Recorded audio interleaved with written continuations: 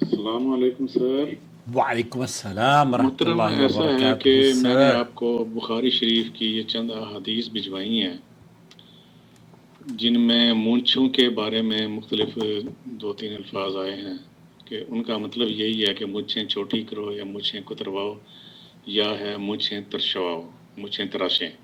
Okay, لیکن ہمارے ہاں بعض علماء بھی اور اکثر لوگ جو ہے نا جی داڑھی رکھتے ہیں اور مونچھیں جو ہے حلق کراتے ہیں، مونچھوں کو کلین بالکل صاف کرا دیتے ہیں۔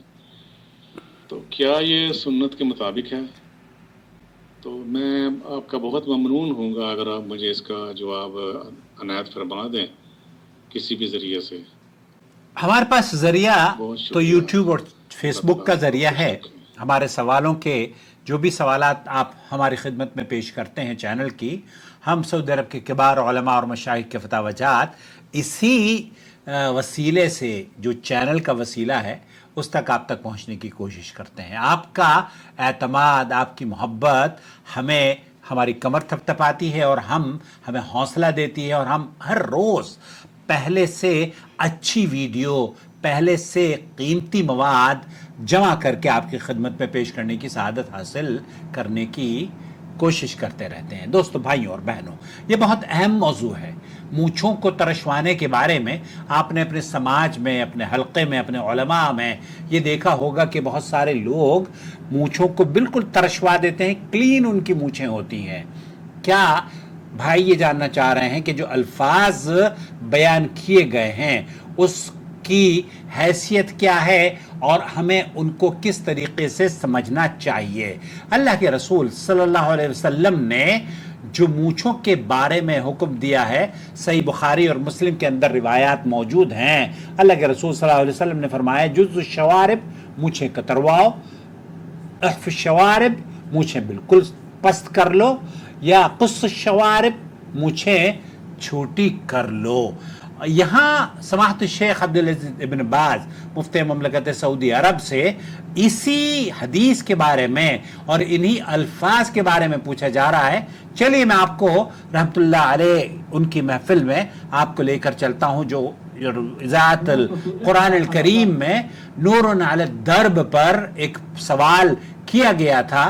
جس طریقے سے ہمارے چینل کا نام نور ٹی وی جدہ ہے، سعودی عرب میں ایک بہت بڑا پروگرام چلتا ہے اذاعت القرآن الکریم کا، اس میں فتاوی سعودی عرب کے علماء پیش کرتے ہیں جن کا ترجمہ ہم آپ کی خدمت میں نقل کرتے رہتے ہیں آپ کے لیے آسان زبان میں۔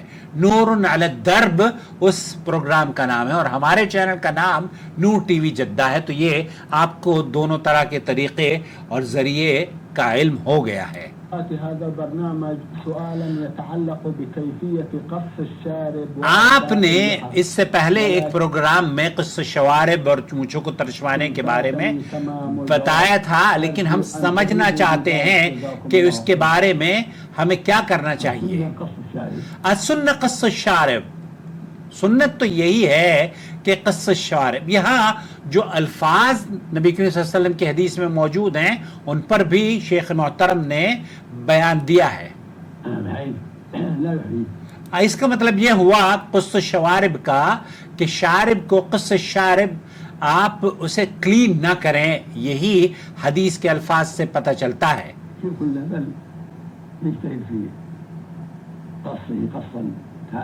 آپ کو جب آپ کی مونچھیں آئیں تو 40 دن کے اندر اندر اللہ کے رسول صلی اللہ علیہ وسلم کی احادیث کے مطابق حضرت انس نے جب پوچھا تو آپ نے فرمایا کہ 40 دن کے اندر اندر ان کو ترشوا لینا یا صاف کر لینا یا کاٹ لینا۔ بغلوں کے بارے میں وہ جو بال ہیں غیر ضروری بال، ان کے بارے میں حکم دیا۔ آپ علیہ الصلوۃ والسلام نے احف الشوارب کا لفظ استعمال کیا ہے، لا یکون حلقا۔ شیخ ابن باز یہ کہہ رہے ہیں کہ وہ جو کلین کر لیے جاتے ہیں نا بالوں کو، وہ دراصل درست معلوم نہیں دیتا، کیونکہ حدیث کے معنی اور مفہوم سے یہ بات ثابت ہوتی ہے کہ بالکل کلین نہیں ہے۔ لا یکون حلقا، یکون له اساس بقیہ حتی یعرف انہ شارب۔ تو یہاں ایک وہ آپ جب کسی چہرے کے اوپر نظر ڈالیں تو کم از کم یہ محسوس ہو کہ ہاں اس کے چہرے پر مونچھوں کے اثرات ہیں، مونچھوں کے بال ہیں، اس نے پورا کلین نہیں کیا ہوا ہے. والنبي صلى الله عليه وسلم قص الشوارب، اللہ کے رسول نے فرمایا، جز الشوارب وحف الشوارب. یہاں اہل علم نے ان احادیث سے اور ان الفاظ سے جو سمجھا ہے اور اس کی جو شرح بیان کی ہے، اس کا معنی یہ نہیں ہے کہ بالکل کلین کر لیا جائے. معناها الحلق.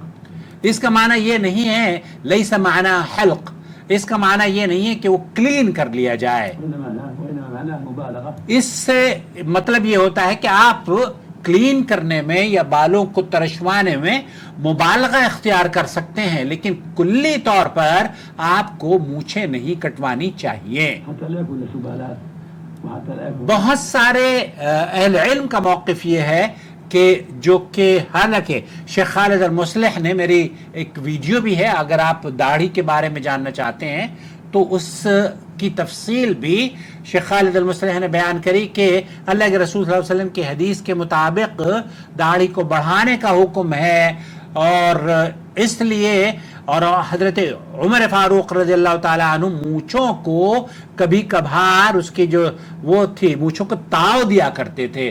جو جب تاؤ دیا کرتے تھے گویا کہ اتنی بڑی آپ کی مونچھیں ہوتی تھی کہ وہ ہاتھ میں آ کر اور اس کو تاؤ دیتے تھے. تو جس سے یہ پتہ چلتا ہے کہ قص الشوارب کا معنی یہ ہے کہ آپ کی جو فہم اور فراست ہے اس کو استعمال کریں، اور اہل علم کے جو اقوال ہیں اس میں سے جو بہترین قول اور قرآن و سنت سے مطابقت رکھنے والا یا اسلام کی تعلیمات اور اسلام کا جو ظاہری مسلمان کا منظر اور مظہر ہونا چاہیے خوبصورت، وہ نظر آنے والا اگر دیکھا جائے تو اس سے یہ پتہ چلتا ہے کہ آپ کو اللہ کے رسول صلی اللہ علیہ وسلم نے حلق کرنے کا حکم نہیں دیا ہے، نہ تو داڑھی کے حلق کرنے کا حکم دیا ہے کہ آپ داڑھی کو کٹوائیں بالکل کلین شیو ہو جائیں، اور نہ ہی مونچھوں کو حکم دیا ہے کہ آپ مونچھوں کو کٹوا لیں، بلکہ مونچھوں کو ترشوانے کا حکم دیا ہے. اور حضرت عمر جب اس کو ترشوانے کے باوجود بھی آپ عمر فاروق اس کو وہ دیا کرتے تھے، ایسے کیا کہتے ہیں تان لیا کرتے تھے. تو بہت سارے لوگوں کو آپ نے دیکھا ہوگا قدیم زمانے میں، اب تو یہ بہرحال یہ فیشن کم ہو گیا ہے، پہلوانوں کا یہ ہوتا تھا کہ وہ تاؤ دے لیا کرتے تھے اور ایسے اپنی مونچھوں کو بڑا کر لیتے تھے. تو اس میں مبالغہ بھی نہیں ہونا چاہیے کہ اتنی لمبی آپ کی مونچھیں ہیں جو کہ بہت زیادہ بڑی اور عجیب و غریب نظر آ رہی ہیں. آپ کی مونچھیں ایسا نہ ہو کہ وہ جب آپ پانی پئیں تو پانی میں غسل کرتی ہوئی نظر آئیں. خفیفاً جداً، تو تھوڑا سا اس میں آپ کمی کریں. آپ اگر پی رہے ہیں تو اس میں پانی میں نہ وہ ڈوبیں. وعف اللحا، یہاں اللہ کے رسول صلی اللہ علیہ وسلم نے داڑھی بڑھانے کا حکم دیا ہے اور مونچھوں کو ترشوانے کا حکم دیا ہے. تو شیخ خالد المصلح بھی یہی کہہ رہے ہیں کہ آپ داڑھی کو بڑھائیں.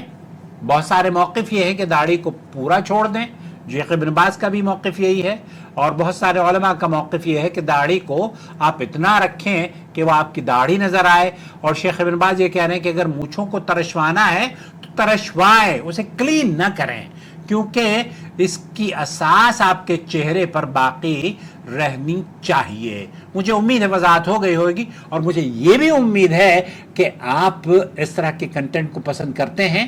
تو ہمیں دیکھتے رہیے، اگلی ویڈیو میں اس سے بہتر مواد لے کر ہم آپ کی خدمت میں حاضر ہوں گے باذن اللہ تعالی. الواجب على علماء الحق أن يتقوا الله وأن يعلموا الناس وأن يرشدوا الناس من طريق الإذاعة، من طريق الكتابة والصحافة، من طريق التلفاز، يعلموا الناس دينهم.